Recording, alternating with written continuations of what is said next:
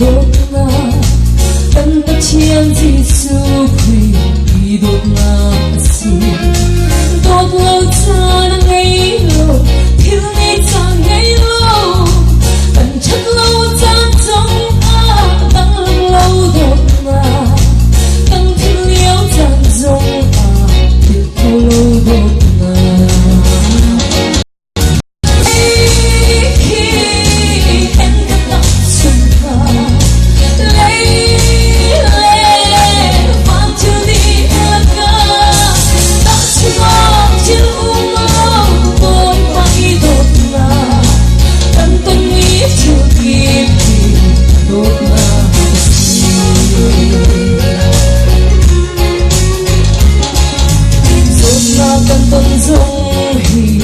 đốt na si tọa na tân in dong hi đốt na si giọt lên phá na chung in ao thể đến tu ngày chết đến khi chung in amui mu đến tu tân cha cũng khang lại lên chiang tục sinh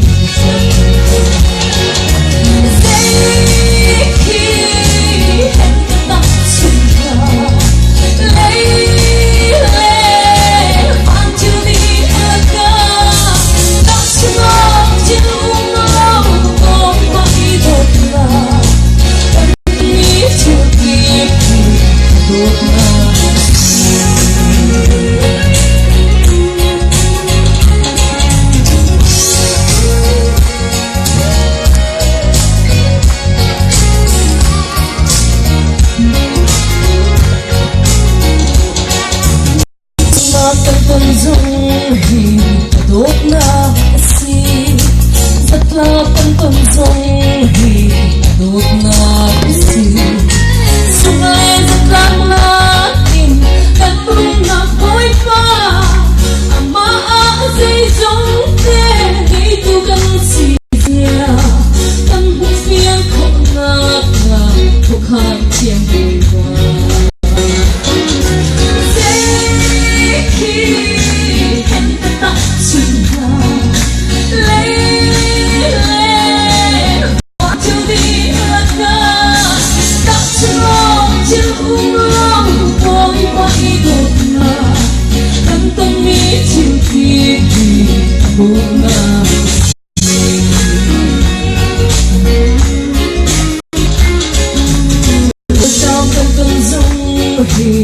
đốt na si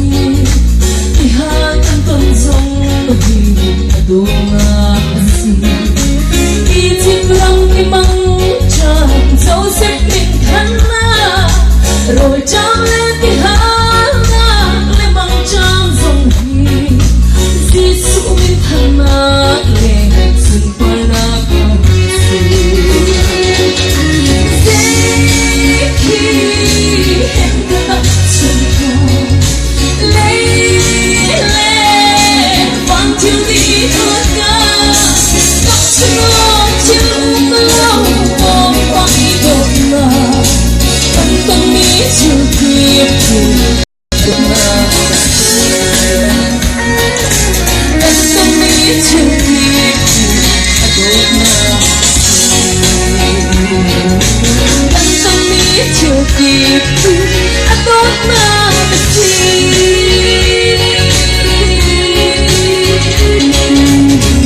Ôi, và để xung quanh